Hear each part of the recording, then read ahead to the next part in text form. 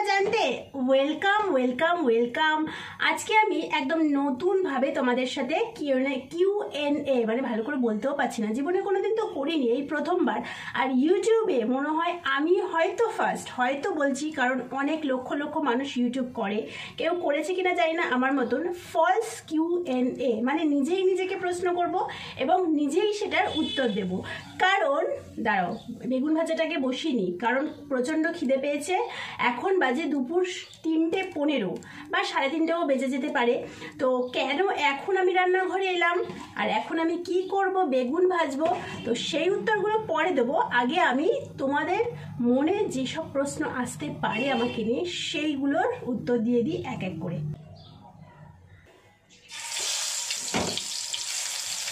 প্রথম প্রশ্ন, what is your Real name?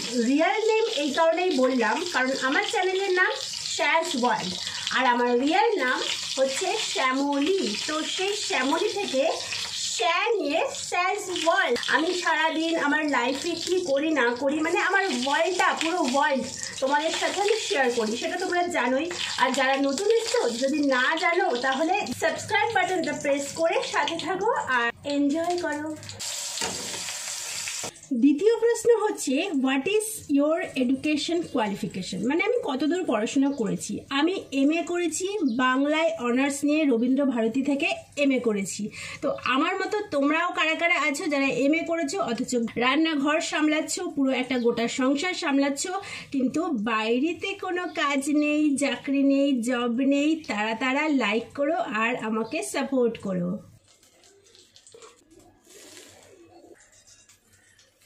দ্বিতীয় প্রশ্নের উত্তর শোনার আগে তোমরা এটা বলো তো যে কারা গরম ভাতে বেগুন ভাজা খেতে ভালোবাসো? বেগুন ভাজা, ঘি বা তেল, আমার তো খুব ভালো লাগে। এইবারে বলি দ্বিতীয় না তৃতীয় প্রশ্ন। তৃতীয় প্রশ্ন যে আমার বাপের বাড়ি কোথায়? আমার বাপের বাড়ি হচ্ছে গুলিয়ে ফেলেছি, দক্ষিণ কলকাতা। দক্ষিণ কলকাতার টালিগঞ্জ এলাকায় হচ্ছে আমার বাড়ি, ঠিক আছে। এবারে তারপরের প্রশ্ন হচ্ছে শ্বশুর বাড়ি কোথায়? শ্বশুর বাড়ি হচ্ছে উত্তর কলকাতার বরানগর এলাকায়। সরি, এবার চলো খেয়ে নিই কারণ গরম ভাতটা ঠান্ডা হয়ে গেলে বেগুন ভাজা দিয়ে আর ভালো লাগবে না। আমি তো অনেক প্রশ্নেরই উত্তর দিচ্ছি, এবার তোমরা বলো তো শুকনো লঙ্কা ভাজা খেতে কারা ভালোবাসো? আমি তো ভীষণ ভালোবাসি, ভীষণ। শুধু শরীরের ক্ষতি হয় ভেবে রোজ খাই না, তবে হ্যাঁ মাঝে মাঝে খাই। এইবারে পরের প্রশ্ন, আমার ফেভারিট হিরোইন কে? আপাতত আমার ফেভারিট হিরোইন সেরকম কেউ নেই অভিনয়ের দিক থেকে, তবে হ্যাঁ দেখতে, স্টাইল এসবের দিক থেকে আমার এখন তোমার কি বলে, নামটা ভুলে গেলাম, দেখো পছন্দ করি অথচ নাম ভুলে গেছি। ও মাই গড,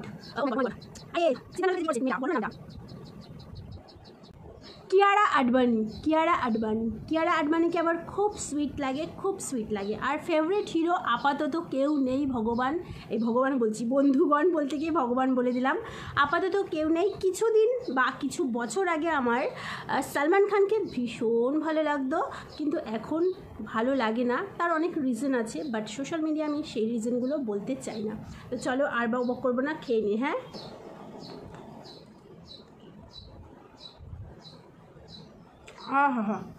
এইবারে তোমাদের প্রশ্ন হতেই পারে যে উত্তর কলকাতা শ্বশুর বাড়ি, দক্ষিণ কলকাতা বাপের বাড়ি, তাহলে নিশ্চয়ই অ্যারেঞ্জ ম্যারেজ? না, অ্যারেঞ্জ ম্যারেজ কোনো মতেই না, পুরো পিওর লাভ ম্যারেজ।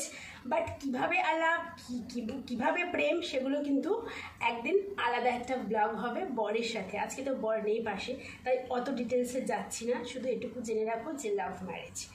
এইবারে আমার ফেভারিট হিরো হিরোইন বলে দিয়েছি। বর কি করে? সরকারি চাকরি না প্রাইভেট চাকরি? আমাদের সরকারের যা অবস্থা, প্রত্যেকটা সরকারের কথাই বলছি, সরকারি চাকরি পাওয়ার আশা করাটাই অন্যায়, বুঝলে? তো আমার বর প্রাইভেট চাকরি করে। যদি ডিটেলসে জানতে চাও তাহলে কমেন্ট করতে হবে। আমি কেন জব করি না, তাই তো?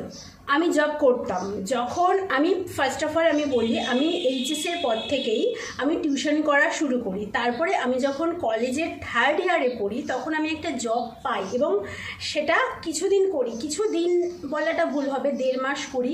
তারপরে যেহেতু গ্র্যাজুয়েশনের ফাইনাল ইয়ার চলছিল তার জন্য বাবা বলল, মাও বলল যে তোর পড়াশোনাটা ঠিকঠাক হচ্ছে না, তুই তাহলে এই জবটা ছেড়ে দে, এখন চাকরি করার কোনো দরকার নেই, আমাদের খাওয়া পড়ার কোনো অভাব নেই, তুমি এখন ভালো করে পড়াশোনাটা আগে কমপ্লিট করো, তারপরে পরে দেখা যাবে।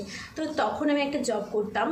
তারপরে তো পুরো টিউশনিতেই নিজেকে লাগিয়ে দিলাম, টিউশনি করে ভালোই রোজগার করছিলাম, তাই এদিক ওদিক আর মাথা লাগাইনি। তবে হ্যাঁ, সরকারি চাকরির জন্য অনেক পড়াশোনা করেছি, প্রচুর পরীক্ষা দিয়েছি, মনে হয় আমার 50টার উপরে পরীক্ষা দিয়ে ফেলেছি। তবে হ্যাঁ, পড়াশোনা হয়তো সেরকমভাবে করিনি, সত্যি কথা অনেস্টলি স্পিকিং। তারপরে তো আমার বরের সাথে আলাপ হয়ে গেল, তারপরে তো ডুবে গেলাম প্রেমে, এতই ডুবে গেলাম তখন সমস্ত কিছু বন্ধ। আর সেই সময়টা যখন আমি প্রেম করছি আমার বরের সাথে, তখন সত্যি কথা বলতে হঠাৎ করে সমস্ত ফর্মগুলোও না বেরোনো প্রায় বন্ধ হয়ে গেল, প্রায় 1-2 বছর ফর্ম বেরোনোই বন্ধ হয়ে গেছিলো। তো এই হচ্ছে ব্যাপার, বুঝলে, সেই কারণেই আমি জব করি না। তবে হ্যাঁ, বিয়ের পর আমার বর চেষ্টা করেছে, কয়েকবারই চেষ্টা করেছে যাতে কোনো প্রাইভেট জায়গায় জব করি, কিন্তু একটা জায়গায় ঢুকেও ছিলাম। আমার মার্চে বিয়ে হয় আর আমি মে মাসে একটা জবে ঢুকেছিলাম, বাট সেখানে আমার শ্যুট করেনি। মানে আমি এমন একটা ঘটনা দেখেছি না, তোমাদের সাথে শেয়ার করছি। সেটা ছিল একটা কনসালটেন্সি, ঠিক আছে। তো কনসালটেন্সিতে বিভিন্ন মানে ডেটা আসতো, সেই ডেটা ওয়াইজ ধরে ধরে ফোন করতে হতো যে তোমার কোয়ালিফিকেশন অনুযায়ী আমাদের কাছে একটা জব আছে।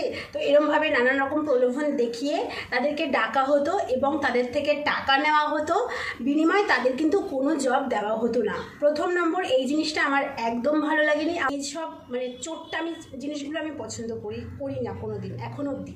আমার বর সেটা খুব ভালো করে জানে। তো যাই হোক, এটা গেল 1 নম্বর, কেন আমি ওখানে থাকিনি বা জব করিনি।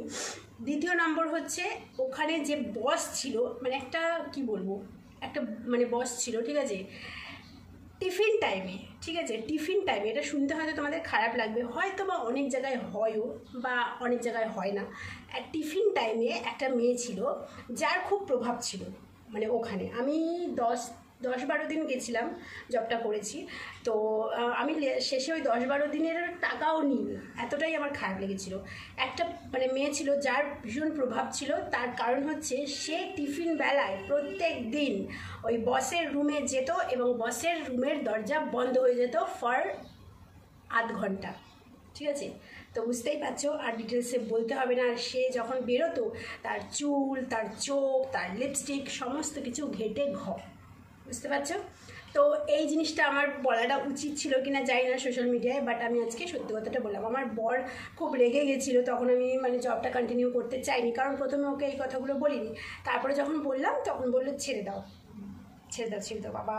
নেক্সট প্রশ্ন, ইউটিউব করে কি মনে হচ্ছে, সাকসেস হব কি হব না?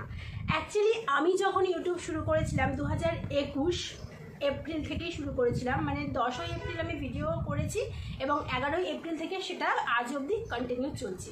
তো তখন আমি ভীষণভাবে চেয়েছিলাম, বা এখনও যে চাই না তা নয়, যে আমি সাকসেস পাওয়ার জন্য বা কিছু টাকা আর্ন করার জন্য ইউটিউবে নেমেছিলাম। কিন্তু ইউটিউবটা এখন আমার প্যাশন হয়ে গেছে, মানে এত ভালোবেসে ফেলেছি যে এটা বারবার আমি মানে ডিসিশান নিয়েও যে এটা আমি আর করবো না, তাও ছাড়তে পারছি না, ঠিক আছে। তো আমার মনে হয় যে জিনিসটার প্রতি ভীষণভাবে ভালোবাসা থাকে, ভীষণভাবে আগ্রহ থাকে, তো আর এখনও আমি অনেক কিছু শিখেছি, এখনও আমি শিখছি ইউটিউব থেকে আরও কীভাবে ইমপ্রুভ করা যায় বা না যায়। তো এতদিন ধরে যখন একটা জিনিসের প্রতি আমার অ্যাট্রাকশন বজায় থেকেছে, তাহলে আমি বিশ্বাস করি যে আজ না হয় কাল হয়তো কিছু হবে। আর সাথে যদি তোমাদের সাপোর্ট পাই বন্ধুরা, তাহলে তো হবেই, তাই না? ভগবানের আশীর্বাদ, নিজের পরিশ্রম আর তোমাদের ভালোবাসা, এই তিনটে যদি থাকে আমার সাথে, তাহলে অবশ্যই আমি সাকসেস হব। তো সেই কারণে সবাইকে অনুরোধ করছি, প্লিজ চ্যানেলটা সাবস্ক্রাইব করে ঘন্টাটা বাজিয়ে দিও, আর এই ভিডিওটা যদি ভালো লেগে থাকে লাইক করে দিও। এইবারে প্রশ্ন হচ্ছে যে আমার ফেভারিট মুভি, ওই দেখো আমার বরের আর আমাদের ছবিটা দেখা যাচ্ছে, দেখেছো? ওই দেখো বরের ছোটোবেলার ছবি এটা, আর পাশেরটা আমাদের বিয়ের ছবি। তো যাই হোক, পরের প্রশ্ন হচ্ছে ফেভারিট মুভি। সত্যি কথা বলতে এখন রিসেন্ট মুভি আমার খুব একটা রিসেন্ট কালের মুভি ভালো লাগে না। আমার কিন্তু 90s মুভিগুলো ভীষণ ভালো লাগে। সালমান খান, শাহরুখ খানের যখন কম বয়স ছিল বা তখন সেই হিট মুভিগুলো সেগুলো ভালো লাগে। অনেক পুরনো বাংলা মুভিও ভালো লাগে, যখন সাদা কালো মুভিগুলো ভালো লাগে, সাদা কালো সিনেমা যেগুলো, উত্তম কুমার, সৌমিত্র, এদের সিনেমাগুলো ভীষণ ভালো লাগে। ইভেন আমি এখনও অবধি, আমি সেদিন দুপুরবেলাও 74.5 সিনেমাটা দেখছিলাম। তারপরে এই হচ্ছে ব্যাপার, আমার পুরনো মুভি ভালো লাগে। সেরকমভাবে ফেভারিট মুভি কিছু বলা নেই, মানে অনেক আছে, সেগুলো বললে অনেক টাইম লেগে যাবে, আর বলছি না। আর ফেভারিট ডেস্টিনেশন আমাদের দুজনেরই, মানে আমার বর আর আমার দুজনেরই ভীষণ ভালো লাগে পাহাড় দেখতে। পাহাড়ি এলাকায় যেখানে তুমি নিয়ে যাবে, দার্জিলিং, মানে যেখানে যদিও বা দার্জিলিংটা যাওয়া হয়নি, যাওয়ার খুব ইচ্ছে আছে, কবে যাবো জানি না।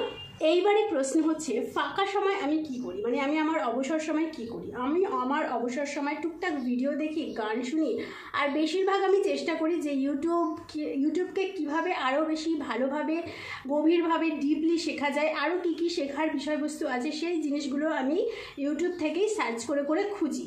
ঠিক আছে, এই যে একটু আগেই বললাম যে আমি ভীষণভাবে চেষ্টা করছি যাতে সাকসেস হই ইউটিউবে, তো সেই কারণে আমি বিভিন্নভাবে দেখি যে কিভাবে আরও নিজেকে বা নিজের ভিডিওগুলোকে, নিজের ব্লগকে মানে আরও পাওয়ারফুল বলাটা ভুল হবে, মানে আরও মানে কথা হারিয়ে যাচ্ছে, আরও ইমপ্রুভ করা যায়, এই হচ্ছে ব্যাপার। তো চলো, এবার কিন্তু আর বেশি প্রশ্ন নেই। সবথেকে ফানি প্রশ্ন শেষটা, বরের কোন জিনিসটা আমার একদম পছন্দ নয়? বরের কোন জিনিসটা একদম আমার পছন্দ নয় সেটা হচ্ছে মোবাইল ঘাটা। মানে এত পরিমাণে মোবাইল দেখে, একটা মোবাইল চালিয়ে কোলের কাছে রেখে দিচ্ছে, সেটাতে ভিডিও চলছে, আর একটা মোবাইলে গেম খেলছে, আর সাথে হয়তো আরও একটা মোবাইলে, অফিসের মোবাইলে বা ল্যাপটপে অফিসের কাজ করছে। আর সত্যি কথা বলতে আমাদের ঘরে কিন্তু অনেক মোবাইল আছে। তোমরা হয়তো ভাবছো যে এত মোবাইল কোথায় পায়।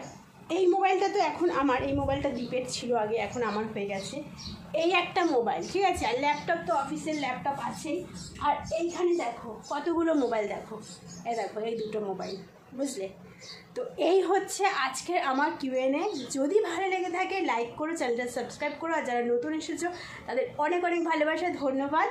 আর তাহলে সাথে থাকো, আর আমার লাইফটাকে, নিজের লাইফটাকেও এনজয় করো, আর আমি কিভাবে আমার লাইফটাকে এগিয়ে নিয়ে যাচ্ছি, কিভাবে আমি সময় কাটাই বরের সাথে, কিভাবে আমরা ছুটির দিনগুলো কাটাই, আমি কিভাবে রান্না করি, কিভাবে সংসার সামলাই, কিভাবে নিজেকে মেনটেন করি, সমস্ত কিছুই কিন্তু আমি আমার এই ব্লগ চ্যানেলে শেয়ার করি।